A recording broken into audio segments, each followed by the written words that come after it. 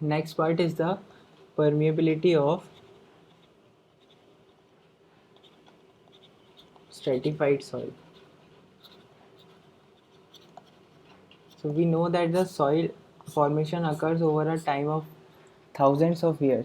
So because of that, the soil forms in layers, and the properties of these layers will not be the same, and depending upon that their coefficient of permeability is also not same. So if we want to know the value of discharge through this stratified soil, so for that we define a average value of coefficient of permeability, and that we call as K equivalent. So there can be two cases of flow. One can be horizontal flow and other can be vertical flow. Here horizontal and vertical does not mean that the flow will occur in vertical or just horizontal direction. It means that the flow is parallel to the stratification or it is perpendicular to the stratification.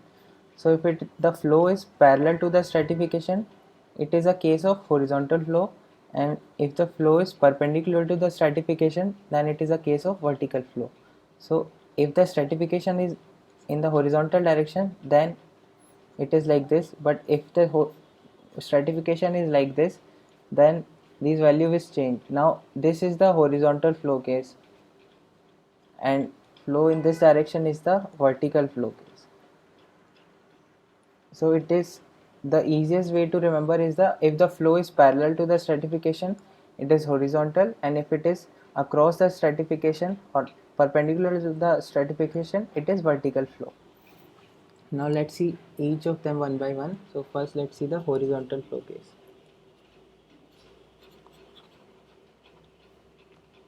So let's say the total discharge Q is passing through this soil. So depending upon the permeabilities, the discharge through each layer will be different. So let's say Q, but for maintaining the continuity, Q will be equal to summation of Q1 plus Q2 plus Q3. But if the permeability is more, then the velocity of flow will be more through that layer, and the discharge will also be more. And similarly, if the permeability is less, then the velocity will be less and less water will enter that layer. So discharge varies through all these layers. But what remains constant? The hydraulic remains constant across the stratification. So let's say the water level on the left side is here, and on the right side, after some head loss has occurred because of the flow, the water level is here. So total head loss is H, and if this distance is L, so the hydraulic gradient here is small h by capital L. Now this hydraulic gradient value is same for all the layers. If I say for layer 1, then also it is h by capital L. For layer 2, similarly h by capital L. So hydraulic gradient is remaining same in this case. So I can say I is equal to I1 is equal to I2 is equal to I3. Now we know that the discharge is given as K I A using the Darcy's formula. Here A is equal to area of cross section perpendicular to the flow.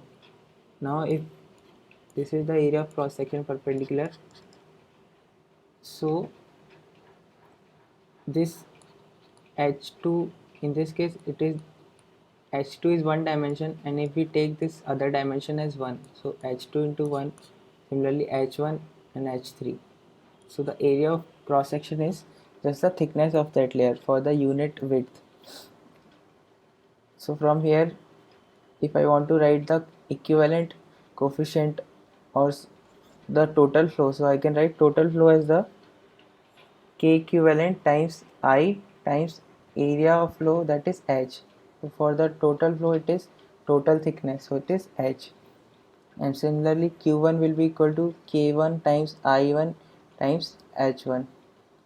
So using this equation, Q I can write K equivalent IH is equal to K1 I1 H1 plus K2 I2 H2 plus K3 I3 H3. But as I said, the hydraulic gradient is same in all these layers, so it cancelled out, and from here K equivalent is equal to K1H1 plus K2H2 plus K3H3 divided by total thickness of the stratification. This is the formula for horizontal coefficient of permeability in the horizontal flow case, where H is equal to H1 plus H2 plus H3. Here I showed for 3 strata. It can be done for any number of stratas. Next is the case of vertical flow. Vertical flow means that the flow is occurring perpendicular to the stratification. Now in this case, the value of hydraulic gradient will not be same. Let's say the water level is here on the left, and this is the total head loss. So hydraulic gradient, we know it is given as small h upon capital H, because length of flow here is the thickness of stratification. So hydraulic gradient is the head loss divided by the total length of flow. So from here I got this. But let's talk about this first layer. So here it is some head, and let's say the head loss in this layer is H1. So what will be the hydraulic gradient? Hydraulic gradient will be H1 divided by thickness of the stratification. So these value can be different. It means that the hydraulic gradient does not remain same in this case. Then what remains same? The total discharge remains same, because to maintain the continuity, if Q is entering through here, so Q should come out of here. So the total discharge is same through all these layers. So Q is equal to Q1 is equal to Q2 is equal to Q3. Now we know that discharge is given as velocity times area. So if we consider unit area of cross section perpendicular to the flow, so A is constant. So A is unit area in all these layers. So that means that the velocity is the only factor. So for keeping the flow same, the velocity of flow should be same. Because if velocity of flow is same, then let's say the velocity of flow here is V1, it is V2 and V3, and if all this is different, so the discharge through first layer will be V1 times 1, discharge through second layer will be V2 times 1, third layer V3 times 1. Now if these values are not same, then discharge is different through all these layers, which is not possible because discharge is constant.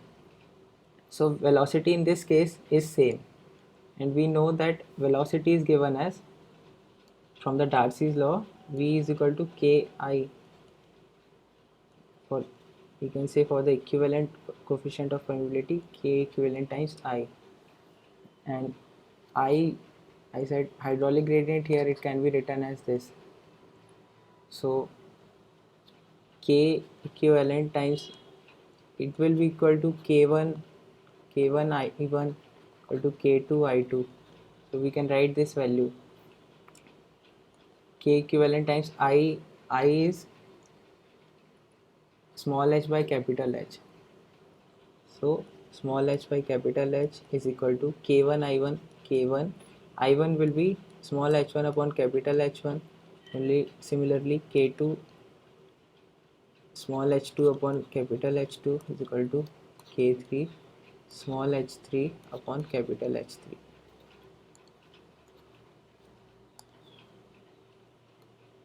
Now from here, if I try to find out the value of H1, H1 is equal to K equivalent times small h capital H1 divided by capital H. Similarly, H2 is equal to K equivalent small h capital H2 divided by capital H, and similarly H3. Now the total head loss through all these layers will be the sum of head losses through different layers. So total head loss is equal to sum of head losses. Now if we put the value of head losses here, so total head loss is equal to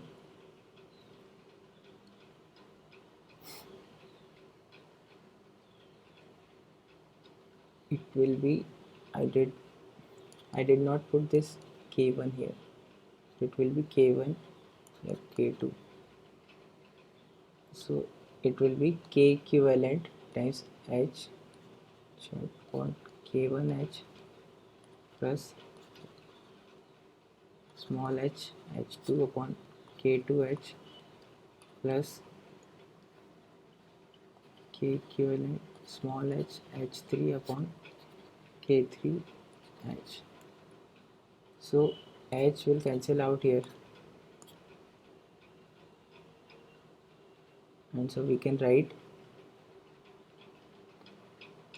capital H is common, so capital K equivalent we can write as capital H, and K equivalent will also come out common because it's there in everywhere, so it is H1 upon K1 plus H2 upon K2 plus H3 upon K3. This is the formula for vertical flow, coefficient of permeability in the vertical flow case. So it can also be done for the any number of stratifications. Now one more thing to note here is that the value of KH is always higher than KV, and there is a very good reason for this.